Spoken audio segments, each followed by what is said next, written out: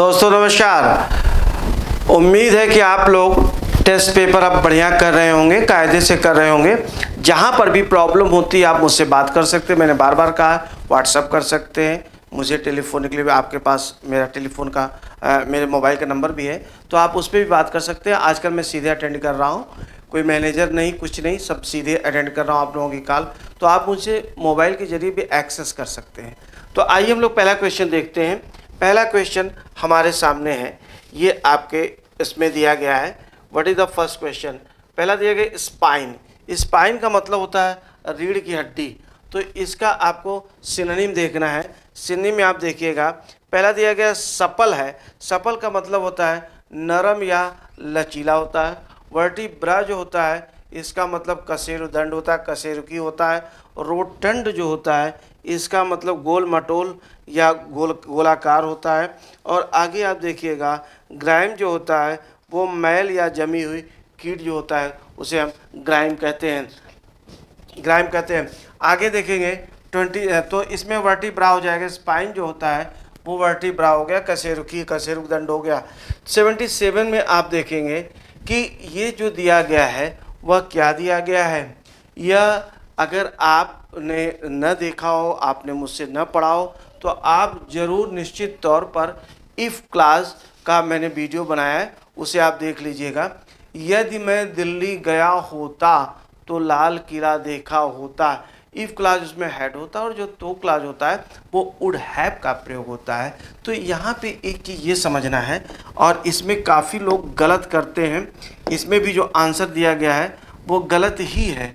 If I have had जो दिया गया है, यह दरअसल ध्यान देना है आपको कि आगे जब इसमें गौर करें, जब इसमें वुड हैव का प्रयोग दिया गया है तो निश्चित तौर पर यह पास्ट परफेक्ट होगा।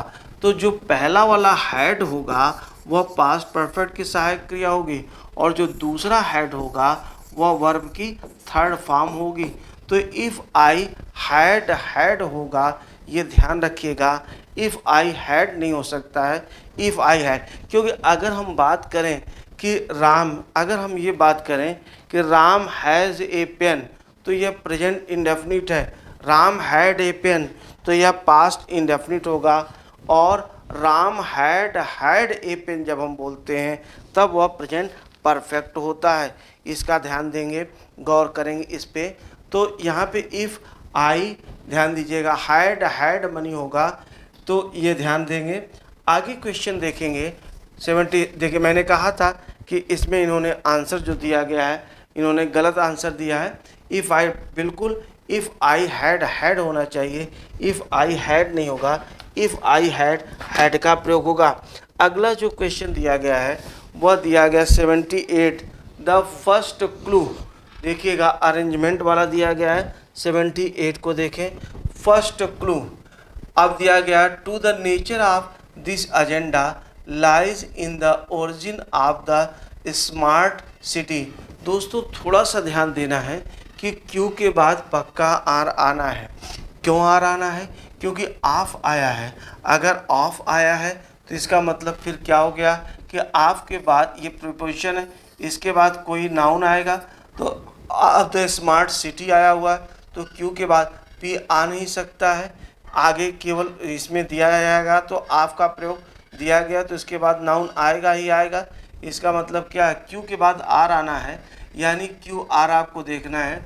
और थोड़ा सा अगर हम ध्यान दें, द फर्स्ट क्लू, जो पहला क्लू है to the nature of this agenda, तो यहाँ पे जो दिया गया वो पी पहले आना है, क्योंकि द फर्स्ट क्लू किस चीज़ का क्लू है तो पता चलेगा to the nature of the agenda. तो ये आपका 78 में हो गया। अब इसको ध्यान देंगे तो पी क्यू आर हो जाएगा। अगला आप देखेंगे, लेट अस सी।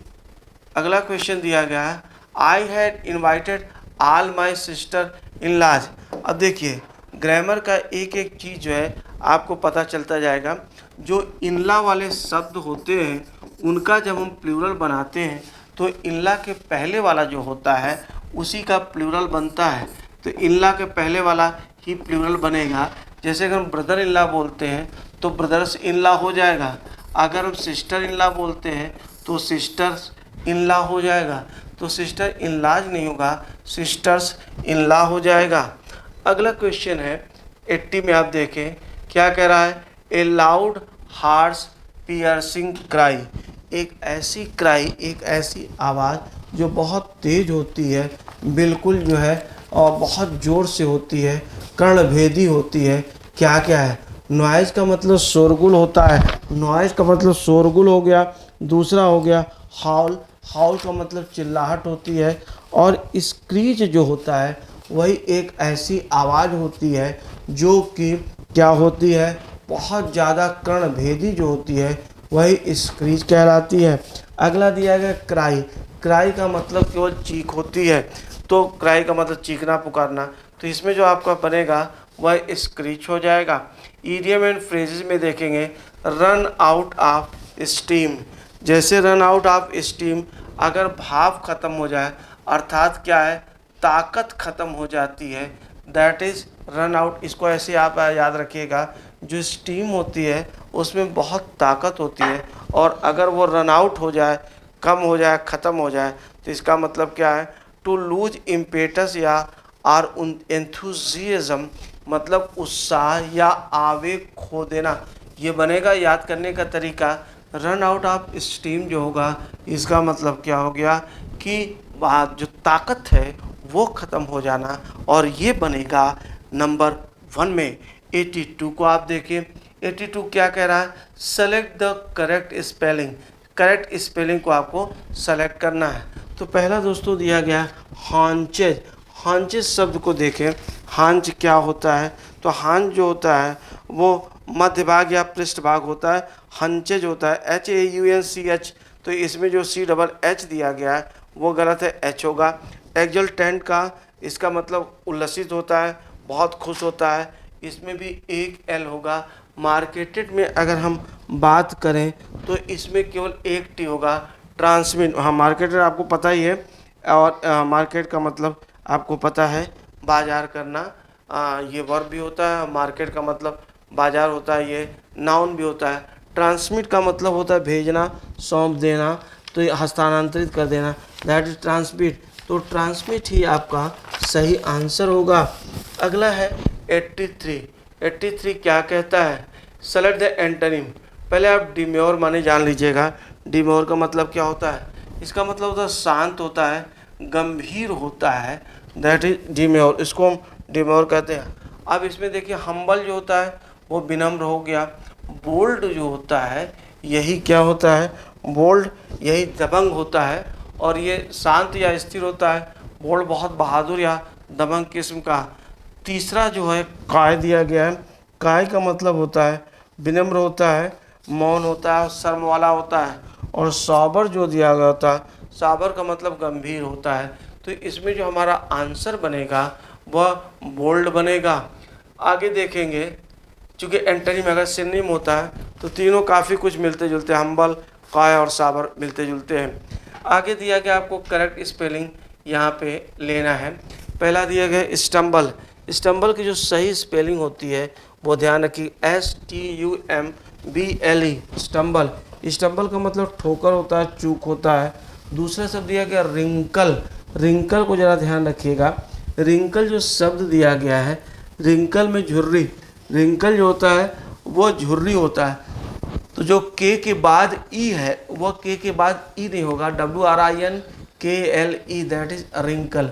ब्रिशल आपने थोड़ी देर पहले, ब्रिशल आपने पहले पढ़ चुका है, इसके पहले के पेपर में आप ब्रिशल पढ़े हुए हैं। ब्रिशल का मतलब जो होता है वह क्या होता है, कड़ा बाल के लिए हम ब्रिशल शब्द का प्रयोग करते हैं, जो कड़ा बाल होता है। और रीअशर्ट, यही शब्द सही है, नंबर 3 ब्रिशल। और जो रीअशर्ट होता है उसका मतलब पुनः जोर दे करके कहना, दैट इज रीअशर्ट। तो इसमें आपका जो सेंटेंस, जो वर्ड सही है, स्पेलिंग सही है, दैट इज ब्रिशल। 84 को आपने ब्रिशल कर दिया। अब 85 में आप आएँ और देखें, द पेमेंट वाज कलेक्टेड, ध्यान दीजिएगा, ये दिया गया पैसिव वॉइस में, बनाना किस में, एक्टिव वॉइस में। तो आप जरा सा ध्यान दें, बिल्कुल 1 सेकंड में आप इसको मारेंगे। वाज प्लस थर्ड फॉर्म दिया गया, यानी पास्ट कंटिन्यूअस सहायक क्रिया प्लस थर्ड फॉर्म दिया गया, इसका मतलब जब आप एक्टिव में बदलेंगे तो कंटिन्यूअस जो होता है सहायक क्रिया, इसका मतलब वो इंडेफिनिट में बदल जाएगा, यानी पास्ट इंडेफिनिट होगा। तो यहाँ पे जो हार्ड वर्किंग सेल्समैन है ये सब्जेक्ट हो जाएगा, ये इधर ये जा कर के ऑब्जेक्ट होगा, ये इधर आकर के सब्जेक्ट होगा। तो कुछ करना ही नहीं, द हार्ड वर्किंग सेल्समैन जो दिया गया है यही आपका है।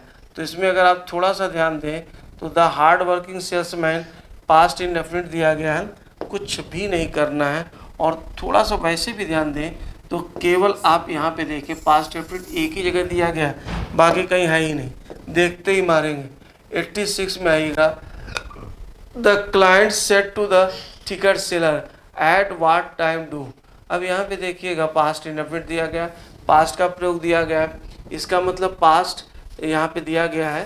तो जो आपका ध्यान देंगे इसमें कि जो ये आपका गुरु क्लास है, गौर करिए, ये गुरु क्लास है और ये शिष्य क्लास है।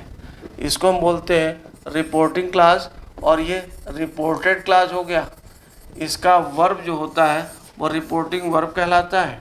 तो अब द क्लाइंट आज तो हो गया, अब आज हो गया तो यहाँ पे देखेंगे eight what time the counters closed. चूँकि प्रेजेंट इंडेफिनिट है, पास्ट इंडेफिनिट में बदलेगा, तो पास्ट इंडेफिनिट बदलेगा। और हमेशा याद रखना है कि जो इनडायरेक्ट नरेशन होता है उसमें जो सेंटेंस दिया जाएगा, सेंटेंस का स्ट्रक्चर हमेशा असर्टिव होता है। तो इसको देखिएगा, असर्टिव का मतलब या तो अफर्मेटिव होगा या तो निगेटिव होगा। तो पहला ही सही होगा। डिड इसमें आ गया सब्जेक्ट के पहले, ये इंट्रोगेटिव नेचर का हो गया, ये होगा नहीं। प्रेजेंट में आ गया, ये होगा नहीं। और आगे आप देखिएगा ये भी क्या प्रेजेंट में, ये होगा नहीं। तो ये दोनों प्रेजेंट है, ये नहीं होगा। और ये इंट्रोगेटिव नेचर, ये नहीं होगा। कुल मिला जुला करके बचाइए, यही सही होगा आपका। आगे देखेंगे 87 को देखिएगा, this place has been belonging. गौर करिएगा, कुछ ऐसे वर्ड्स हैं, मैक्सिमम तो आप लोगों को जैसे 100 टेस्ट पेपर का बहुत बड़ा मतलब होता है, तो इसमें मैक्सिमम जो होगा ये तो यहीं पे सब हो जाएगा। सारे जितने इंपॉर्टेंट रूल्स हैं सब एक्सप्लेन मैं करता चला जाऊंगा।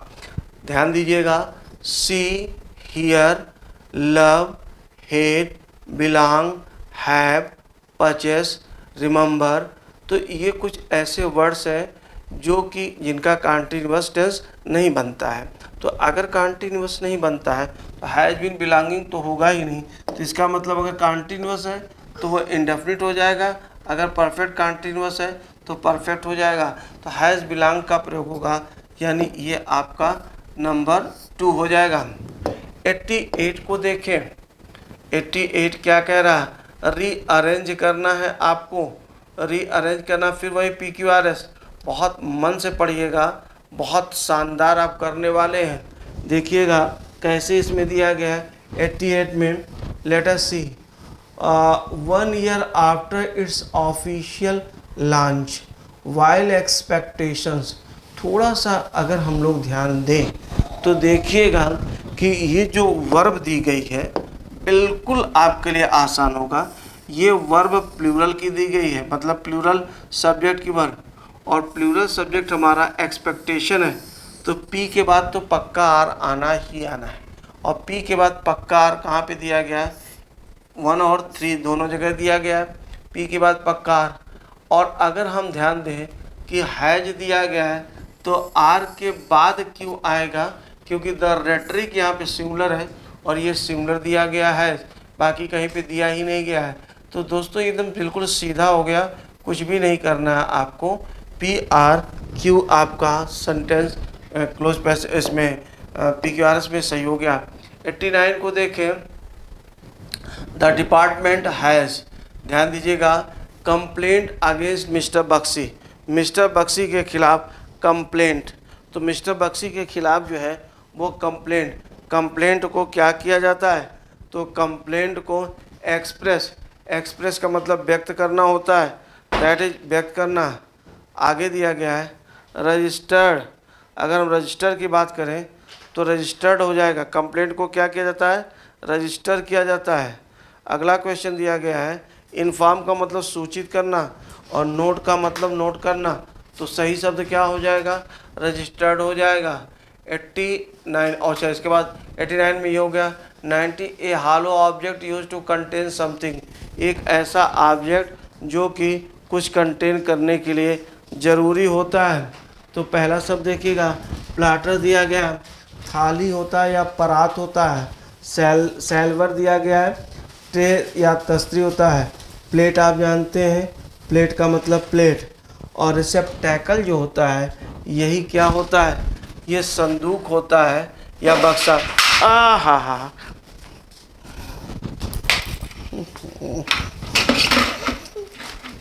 ये हो जाता है। आगे दिया गया है 91 में आप देखिएगा, ही हैज़ इंटरेस्ट, कौन सा इंटरेस्ट होगा, ध्यान दीजिएगा। तो कौन सा इंटरेस्ट होगा, डीप का मतलब गहरा हो गया, वाइड का मतलब विस्तृत हो गया, वास्ट का मतलब बड़ा हो गया, हैवी का मतलब भारी हो गया। तो सही क्या हो जाएगा, डीप इंटरेस्ट हो जाएगा। 92 में आइएगा और इसको देखिएगा, प्रीपोजिशन टू क्या दिया गया है, एक प्रीपोजिशन है। तो अगर टू प्रीपोजिशन है तो इसका मतलब क्या होगा कि फिर इसका सीधा सा मतलब यही होगा कि यहाँ पे प्रीपोजिशन के बाद जो वर्ब की आईएनजी फॉर्म आई है यह क्या हो गई, जीरंड फॉर्म में। तो अगर प्रीपोजिशन के बाद आप लेके आते हैं तो पक्का जीरंड होगा, और अगर जीरंड के पहले आया है तो इसका मतलब पजेसिव फॉर्म होगा, माई का प्रयोग होगा। अगला क्वेश्चन फिर दिया गया, इसमें ए पार्ट में गलती हो गई। सिनोनिम आपको करना, पर्ज का मतलब होता है शुद्ध करना या खाली करना होता है, परिशोधन करना। तो इवैक्यूएट का मतलब भी खाली कराना, प्रेशराइज का मतलब जोड़ देना, थ्रस्ट का मतलब बल देना होता है, फ्लोट का मतलब तैरना। तो जो सिनोनिम हो जाएगा वो इवैक्यूएट हो जाएगा। एंटोनिम में आप देखिएगा जेंटिल जो दिया गया है, देखिए जेंटिल जो शब्द दिया गया है इसको आप देखिए, एक शब्द होता है जेंटल का मतलब सभ्य होता है, तो जेंटिल जो होता है वह कुलीन होता है। फिर आगे आप आ जाइए, उसका उल्टा अनसिविलाइज्ड हो जाएगा। स्टफ़ी जो होता है, स्टफ़ी जरा इसको ध्यान दीजिए, स्टफ़ी जो शब्द होता है इसका मतलब घुटन भरा होता है, उबाऊ होता है। जैसे बंद हवा मतलब कमरा ऐसा हो कि जिसमें हवा ना जा पाए, उमस हो, उबन हो, उसको हम क्या कहते हैं, स्टफ़ी कहते हैं। अर्बेन जो होता है ये शहरीकृत होता है। तो जेंटिल का अगर हमको सिनोनिम मारना होता है तो अर्बेन मारते हैं। और अगला शब्द यह प्रीम का मतलब ठीक होता है, नियम के अनुसार होता है। तो यहाँ पे जेंटिल जो कुलीन है उसका असभ्य हो जाएगा, अनसिविलाइज। 95 में आ जाइए, देखिएगा सेव्ड बाय द बेल, ये जो दिया गया है इसका मतलब ये होता है कि लास्ट क्षण में जो बचा लिया जाता है उसी को कहते हैं सेव्ड बाय द बेल। 96 में आइएगा, और ये ग्रीक मैथोलॉजी के अनुसार इट इज़ सेड दैट, ये कहा जाता है Lycurgus the ruler of Sparta a promise from his assuring him of, ये दिया गया है। तो थोड़ा सा आप इसको पढ़ें तो समझ में आ जाएगा कि क्या क्या चीज़ें हैं। इट इज़ सेड, ऐसा कहा जाता है, that Lycurgus the ruler of Sparta.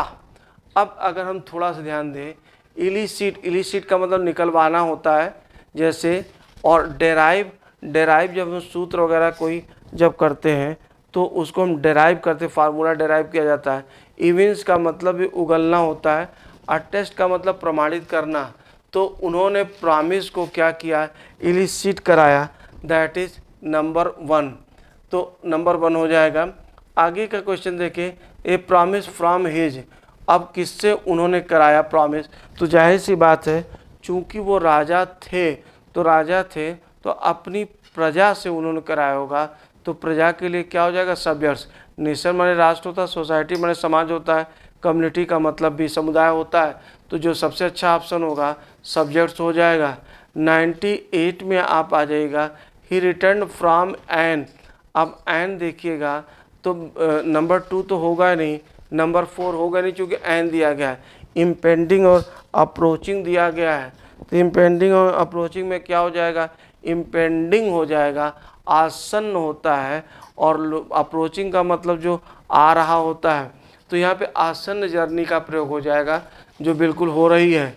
99 में आप देखें, to make his laws immutable, अपनी लॉ को इम्यूटेबल बनाने के लाइकर गस लाइकर-गस ने क्या किया? तो लाइकर-गस ने जो नेवर रिटर्न्ड, वह कभी भी वापस आए ही नहीं। बहुत स्टोरी शानदार है, थोड़ा एक बार पढ़ लीजिएगा और जब ऑप्शन आपको क्लियर हो जाएगा कि इसके बाद क्या होगा, तो पढ़ने के बाद पूरा अर्थ आपको स्पष्ट हो जाएगा। नंबर 300 में आप देखेंगे एन आइलैंड ऑफ इम्यूटेबिलिटी, आगे आप देखिएगा वह क्या दिया गया है? टाइमली दिया गया, समयानुकूल होता है। एप्टली, एप्ट का मतलब होता है क्या होता है? कुशाग्र होता है, तेज बुद्धि तेज क्षमता वाला होता है। अपॉर्ट्यूनली हो गया और पर्टिनेंटली हो गया। अपॉर्ट्यून आपको पहले भी मिल गया है। अपॉर्ट्यून जो होता है अनुनय विनय करने वाला, बार बार किसी चीज़ को कहने वाला। और पर्टिनेंट जो होता है वो प्रासंगिक होता है। तो यहाँ पे जो सेट बैठेगा वो एप्टली होगा। एप्टली का मतलब सुचारू रूप से, ठीक तरह से। तो ये आपका पेपर था, इसको आप समझ लें। जहाँ पर भी दिक्कत हो मुझसे बात करें। I am always ready to help you. बहुत बहुत धन्यवाद।